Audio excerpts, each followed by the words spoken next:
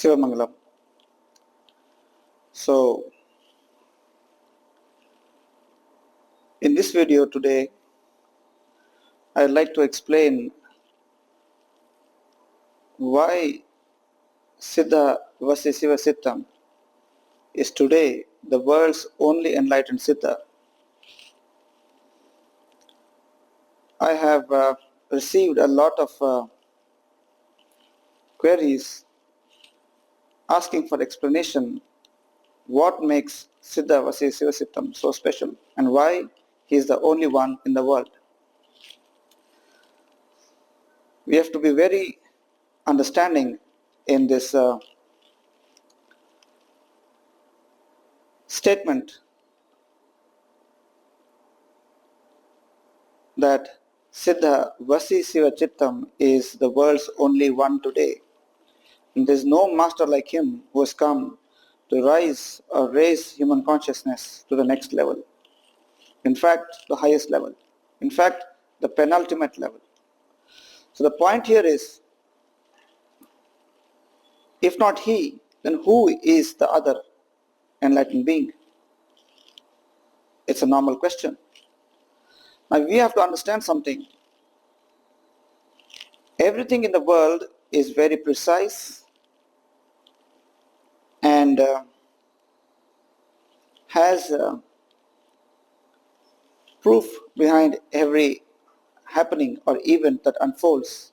Nothing is random or nothing is concealed in such a way that human beings cannot understand. Every human being is definitely a part of Shiva's soul, is an ansha, right? So the point here is, when I am Shiva,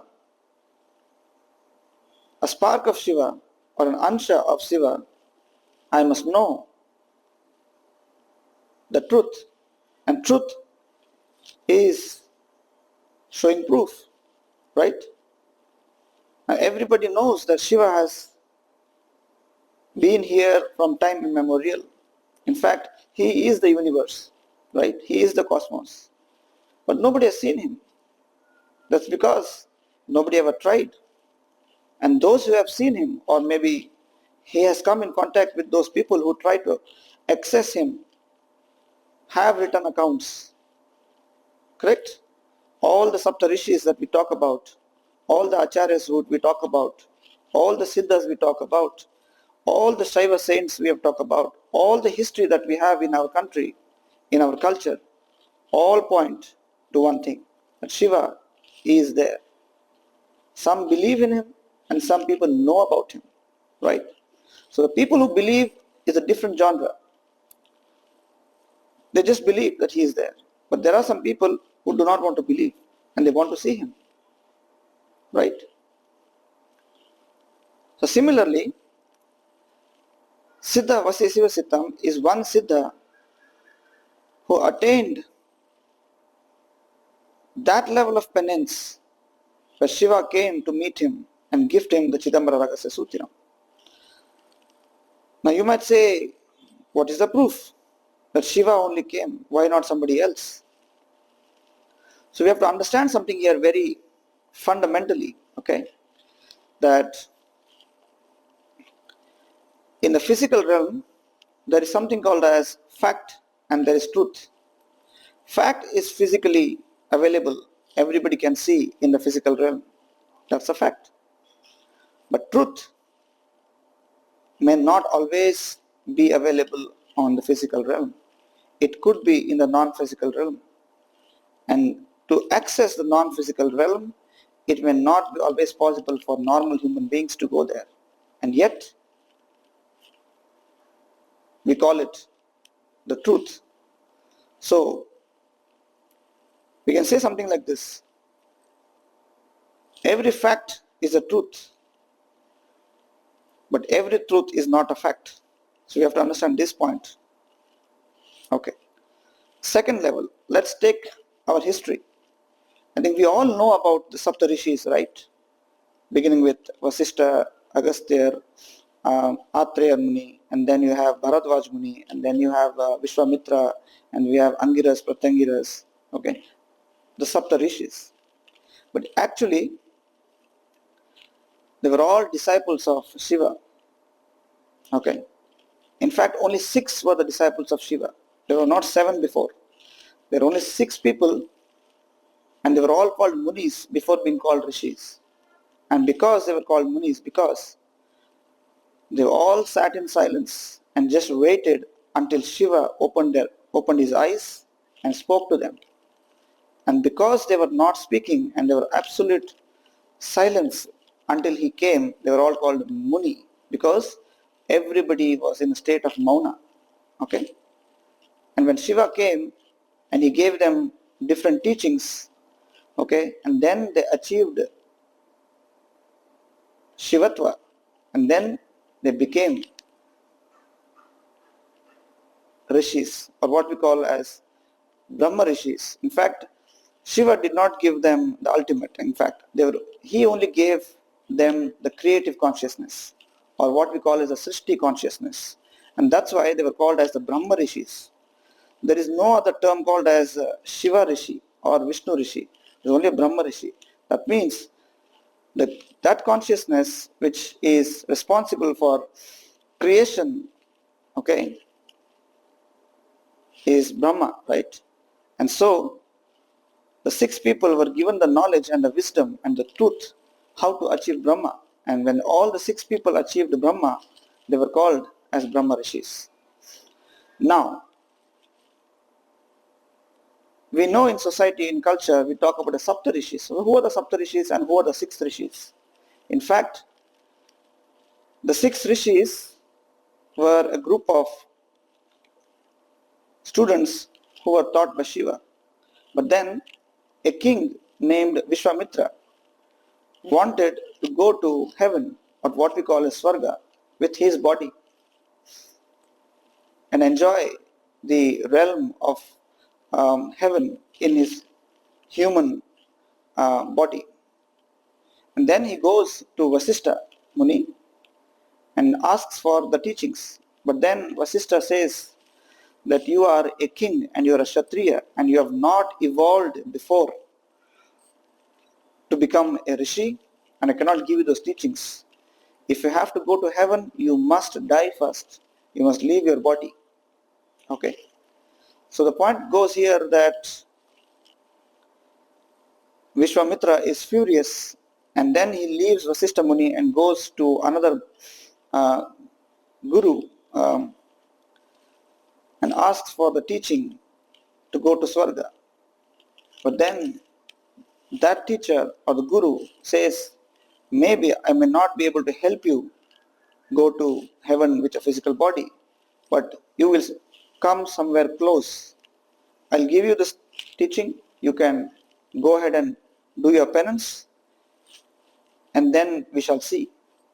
So Vishwamitra, learning the teachings from that teacher, guru, sets on his penance, and then he goes to that level of penance where his body catches fire, almost going to catch fire, because the power of chanting of mantra goes to that extent that his body heats up. I'm sure everybody even today understands when you chant a certain mantra in a very heavy quantity. In fact, you are sometimes advised by your guru that you should not chant too much, because the body has a certain limit where it can hold the energy of the mantra. Going beyond a certain limit is actually not good for the physical body. So you have to be very careful when you chant a mantra n number of times. But Vishwamitra is not giving up. He is so angry that he wants to achieve his goal. So he sets on that goal and he is in penance. The body is almost going to catch fire and he could fall dead. It is at this point of time that Shakti, or the universal goddess, or the mother goddess, or the feminine aspect of Shiva comes down and says, stop, Vishwamitra, what do you want? Why are you doing so much of penance? Then he says, I want to take my body to heaven, and this is what I want. I want you to give it to me as a gift, as a boon. then Shakti says, I cannot give you this asking, what you are asking for, but I can give you something different. Because there are rules of this creation. Anyone who has come to this earth must leave the physical body and then go away. This is the rules and I cannot change it for you. Ask something else. And then Vishwamitra says, and because I am a king and I have lived a great life, I want everyone in my kingdom to be a king. And that knowledge must be accessible to everyone. Can you give me this? And then Shakti agrees and she says, God bless you. And she gives a mantra that is called as today in the world as Gayatri mantra. It finds mention in the Rig Veda, but the problem here is the word Gayatri is not a Hindi or a Sanskrit word. It is a pure Tamil word. And why it's called Gayatri is for a certain reason. In Tamil, the word for body is called as Kaya, K-A-Y-A, Kaya. And in the Indian tradition, we use a lamp, to light during festivals. We use a small cup kind of a holder with oil in it and a cotton wick in it. The cotton wick is one which is made wet into the oil and then we light it using a matchstick.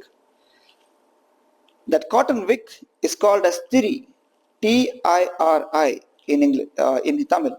Okay, in English it's called cotton wick. In Tamil it's called Tiri.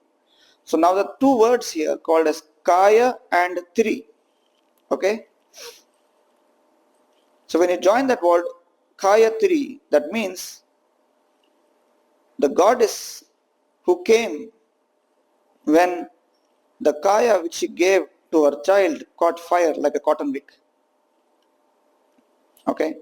And the reason why it was catching fire was because Vishwamitra's penance was so intense that he made his body itself as like a cotton wick, and that he wanted to catch fire and then go to heaven. This was the intention. And so the word Kaya Tiri Devi was given. And then the mantra which Shakti gave to Vishwamitra was then called as Kaya Tiri mantra. But then people from other cultures came into Tamil Nadu. In fact, it was Sanskrit speaking people who came into Tamil Nadu, learned this mantra, and then they mispronounced the word Kaya Tiri and made it Gayatri, G-A-Y-A-T-R-I. And so the whole world today calls the Gayatri mantra as Gayatri mantra. But very interesting part here as well. When the Gayatri or the Gayatri mantra was being given to Vishwamitra by Shakti, the other six Brahma rishis were watching this event, and they were the witness to this happening, that Vishwamitra was receiving a sacred mantra which was never ever given to humanity from Shakti herself. And then the six Brahma rishis understood that Vishwamitra has reached a level of a Brahma rishi, and then they all welcomed him into their club, and then the club was renamed as Sapta Rishis.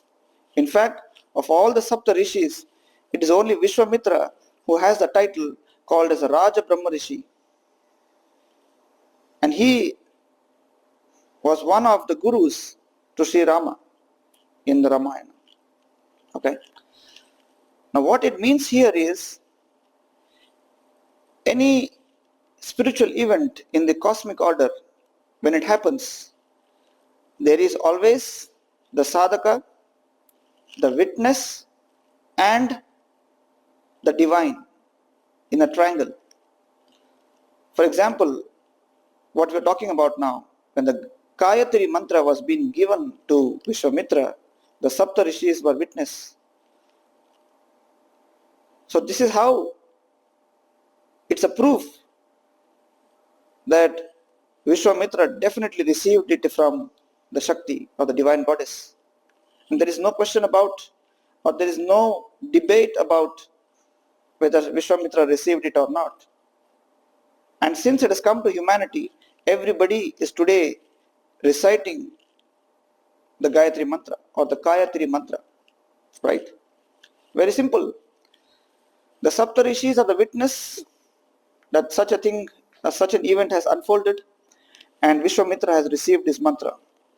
Similarly, today we are talking about Siddha VasiSivaSitthamam, and why he becomes the world's only enlightened Siddha is because there is no other Guru on land today, on earth, who can prove that whatever he has received, which is called the Chidambara Ragasyam, from Shiva directly.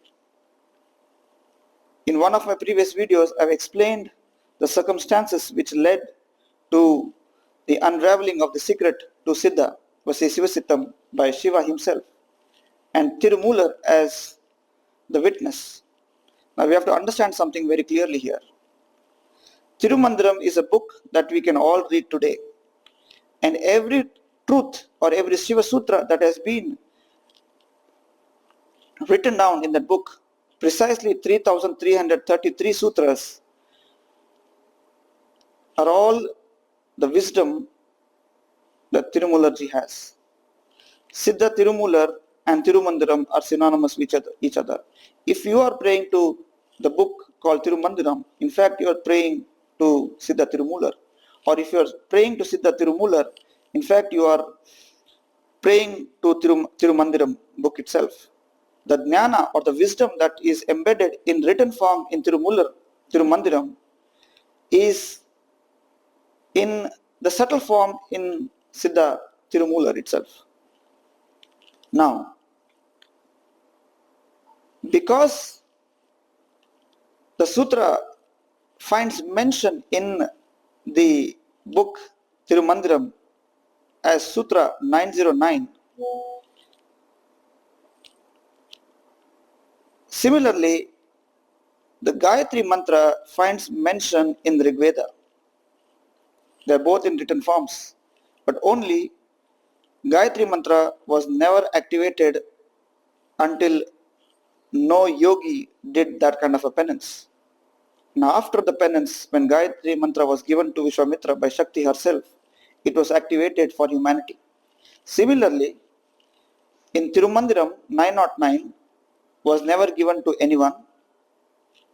In fact, none in humanity, never come in written form. But when Shiva gives this sutra to Siddha VasiSivaSitthamam as Siddha Tirumular being the witness,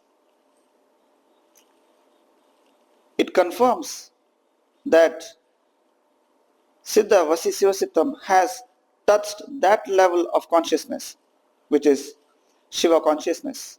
And when a person touches Shiva consciousness, he is an enlightened being. There is no doubt about it. And if you research today in Tirumandiram 909, I will repeat again. It says, Sukumam Yennairam Namasivai Japitalume, Sukumamana Vali Ganikalam, Sukumamana Vinay Kedikalam, Sukumamana Sivana Anandame, which translates to, when you chant 8,000 times Om Namah Shivaya in the subtle realm or the subconscious, a passage will connect you to Shiva. All your karma will be destroyed and you will find the bliss of Shiva. This is what it translates. But nobody knows the method how to chant Om Namah Shivaya 8,000 times in the subconscious. Maybe you can chant it through your mouth, that is vocally. Maybe you can chant it mentally in your mind without any sound. But then there is one step ahead, that's called the subconscious. That is in the soul. A human being has three layers, namely body, mind and soul. So in the first two levels you could chant vocally and mentally, but then there is something called the subconsciously. where the technique has never been given. Shiva comes down and then gives all the techniques to Siddha VasiSivaSittham and Siddha Tirumular being the witness to this happening. And today, thousands of people, in fact, are chanting this sutra as a living witness to its efficacy and its ability to do a lot of miracles, what science today simply calls as miracles. And science cannot understand what is the secret. In fact, the CERN Institute in Geneva, which is doing particle physics experiments using the Hadron Collider and trying to unlock the God particle and its secrets, does not understand that the way to secretive things in this cosmos is not through the physical. In fact, it is through the non-physical. And the only way to unlock the secrets of this universe is only through reaching Shiva. And Shiva does not come easily. That's the fantastic point. And that's why Shiva as Nataraja or Chidambara Nataraja is standing in CERN doing the 5 acts of creation, sustenance, destruction, concealment and blessings. In fact, the dance of the atom is very similar to the dance of Nataraja. It's called the cosmic dance of Shiva at the gigantic level, and at the macroscopic level it's called the atomic dance. How an atom behaves both as a particle and as a wave is so explicitly understood by chanting the Chidambara Ragasa Sutram. In fact, there is no method today in medical history or in medical science to create artificial heart attacks, to train the heart, just like we train the mind to do a certain things when a certain mantra is repeated, continuously, n number of times, maybe thousands or lakhs or crores of times to achieve a certain target at the mind level. Similarly, the heart can also be trained how to handle heart attacks and heart strokes. In fact, you can give very small amount of heart strokes every day. In fact, the human body or the human consciousness or the human system has the ability to generate heart strokes on its own. And you can train the body how to do it. And as you go on doing it every day, maybe 1% or 2% of heart stroke will not make the body, how do I say this, into a weak thing. It may not damage the body. In fact, it is training the body to understand the mechanics of heart strokes and when they can arrive and what happens into the nervous system, what happens into the blood streams, what happens into the muscle system, all those things. And when you train the heart to continuously undertake very minute strokes, and when the real heart strokes happen, the body has already been trained, and it simply overlooks this one event of a heart stroke, maybe in a little bit higher intensity, as just a normal thing, and the human body is always alive. So, Chidambara Ragasyam is very much related to the heart of the human body. Just like a wild boar can sustain multiple attacks. In fact, if you try to kill a wild boar, death does not come easily to it. You can put in as many spears and as many intrusions into his body, but the heart never stops beating. That is the power of the wild boar. In the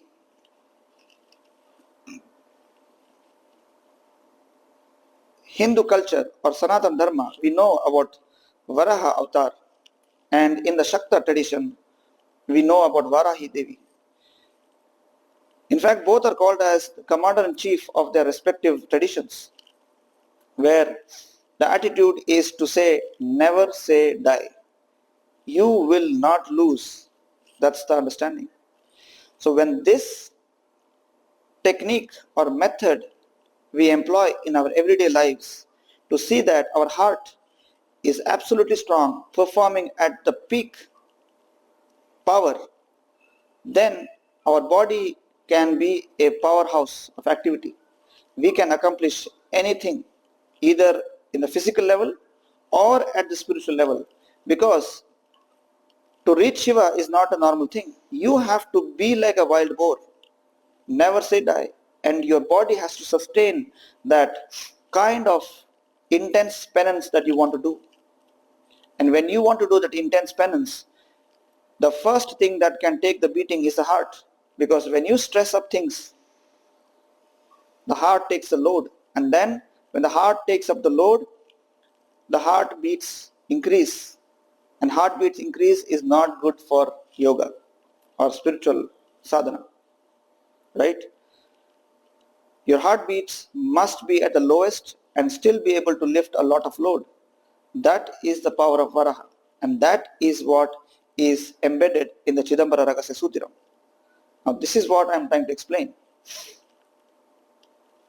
The Chidambara Nataraja actually explains something very beautiful. If you see the iconography of Nataraja in Chidambaram, his right hand has a drum, in his hand, which signifies sound as the source of all creation. Okay? Then you have the middle two hands where there is protection and sustenance. Okay? And then there is the left hand which got the bowl of fire. Now what I am trying to explain here is the right hand which holds the drum shows the beating of the drum, and that is synonymous with the beating of the heart. In fact, every human being today knows that when a baby as a fetus is born in the mother's womb, the body, when it is taking shape, and the first organ that develops inside the human fetus is the heart. And only when the heart develops, then every other organ starts to take shape, and the completion of the human fetus is done, and the baby is going to be born. If the baby is born with a weak heart, then there are a lot of issues that can come up in the lifetime of the baby that is going to be born. Now, why is the weakness in the heart? That's a good question to ask. You have to understand a very important thing. Before the physical heart was born, the non-physical heart was being born in the womb or the fetus. Now, what is the non-physical heart? You have to understand. It is the soul. The soul, when it enters the womb of the mother and enters the baby, that soul has got a subtle heart that is taking up shape. And when the subtle heart is completely formed, the physical heart is being formed completely. Now you have to understand, the subtle heart is actually a soul that comes from outside the mother.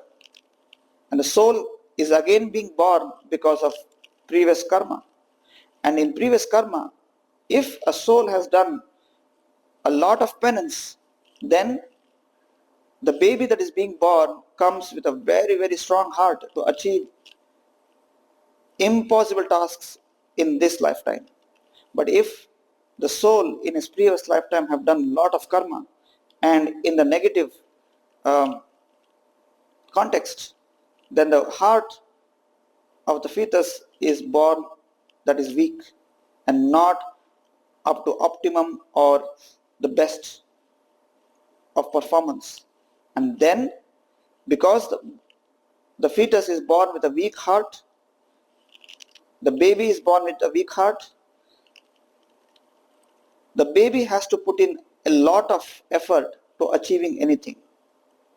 And when it has to do normal things, the heartbeat rises to abnormal levels, maybe 90, 100, 110. And this the medical world calls as hypertension. And that is a disease. And hypertension is basically agitated body. Now, agitated body is actually an outcome of a agitated soul. And then the agitated mind also comes in. And because the mind is agitated, no work is accomplished. And when no work is accomplished, again this gives rise to anxiety. Performance decreases. Lot of mental issues crop up. Health of the human being deteriorates. Now you have to understand, the root cause of all this was the heart. And the root cause of a weak heart was karma. Now you have to understand this point. Karma exists in the Akasha Tattva. So after 5, 6, 4, 8 years, Siddha VasiSivaSittham brings the Chidambara Ragasyam to simply destroy any karma that is there in the Akasha Tattva, okay, of the human being, and thereby slowly training the mind and the heart to achieve a certain level of performance and become so strong that it can accomplish any activity with good results. I think you should understand this. The Chidambara Ragasyam has come to change the face of earth, and it's for free. No human being from today, in fact after the unlocking of the Chidambara Ragasyam, have to die a unfulfilled life. It is possible to have a longevity of human life up to 120 years with all our desires being fulfilled, with every accomplishment that we want to do. At the same time, achieve the highest levels of spirituality with Chidambara Ragasyam. There is no other system on earth today which talks about the subconscious mind and its ability to accomplish things. What we have been trained in the last 1,000 years, maybe 5,000 years, is only about the conscious mind. The conscious mind is at the body level. You have to understand one thing. I think even today the medical or the psychological world understands the subconscious mind is actually 6,000 to 7,000 times more powerful than the conscious mind. So when you say Om Namah Shivaya in the subconscious, it's like chanting 7,000 times of Om Namah Shivaya vocally. You have to understand the secret very importantly. So you need not chant 7,000 times. In fact, if you just chant one time in the subconscious, you have done 7,000 times of Om Namah Shivaya. And that can help you destroy any kind of karma. This is the greatest boon to humanity. In fact, there is no other system that produces amritam in your forehead, what we call as the elixir that is produced in the pineal gland. Every system goes from bottom to top, that is bottom up approach. But Chidambara Ragasyam is the only system that uses the top down approach. Here, normal systems use, every other yoga system or any other system wants you to first do take a lot of effort from the first chakra, the second, third, fourth, fifth, and then you reach the sixth, where the amildam or the amritam or the pineal gland chemical is released. Okay, but here in the Chidambara Ragasyam, you need not go to any of the lower chakras. Simply at the sixth chakra, amrita is formed, and then once the amrita being formed is more than 51% in proportion in the pineal gland, one becomes so peaceful, and the heartbeat reduces, it comes to a certain level that you are in absolute peace. And then health is absolutely maintained. You will never die of heart attacks, no anxiety, no depression, no schizophrenia, no headaches, okay, no lethargy, okay, no lack of performance, no lack of concentration, okay. You are a winner in life once you do the Chidambara Ragasyam. And we all must be grateful that today the world's only enlightened Siddha, VasiSivaSIttham, is alive in human form to give us the secret directly. And we all must go to him to learn this secret and change our lives for better. Instead, we are busy in a lot of other things. Now you have to understand one thing. There are so much of things that are not right in this world, specifically with respect to our youth. They are caught in all the wrong acts. An agitated mind is one that agitates the youth, and he does not understand what is good and what is bad. It is time we give him the right tool so that he becomes a powerful man to achieve impossible tasks and help the society grow into a great place for every human being, every animal, every creature to live in peace without any kind of violence, aggression. I think that is what we all require, right? And that is the aim of Siddha VasiSivaSIttham, my guru. He says, I attained the sutra through a lot of pain, and finally I achieved the bliss of Shiva. Let the world attain the bliss that I attained, are his words. So I request everyone who is watching this video to make an effort. It just takes 3 minutes every day to chant the sutra, to keep your body and your mind under control and achieve your everyday as a successful day. And if you want to get into higher things, the 1008 method is a very, very powerful method.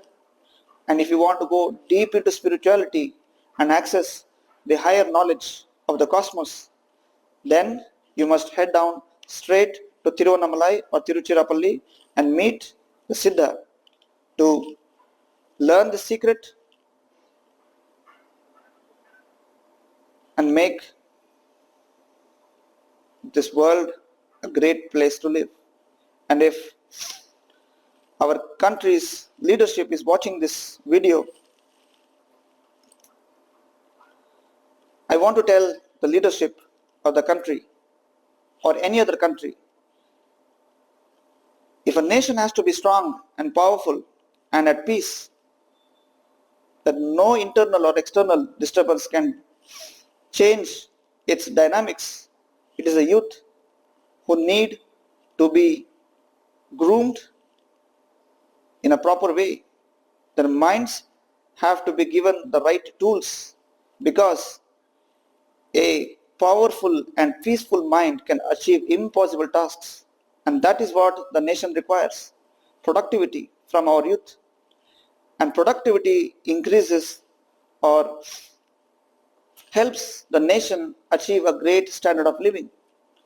And when we have a great standard of living, I think every human being is at peace, because everything that he requires is available to him. The mind is central. Sri Krishna Paramatma said, you don't have to conquer the world, you just conquer your mind. But he never gave the method, because even he didn't know that. So finally, it is Shiva who has come down to help humanity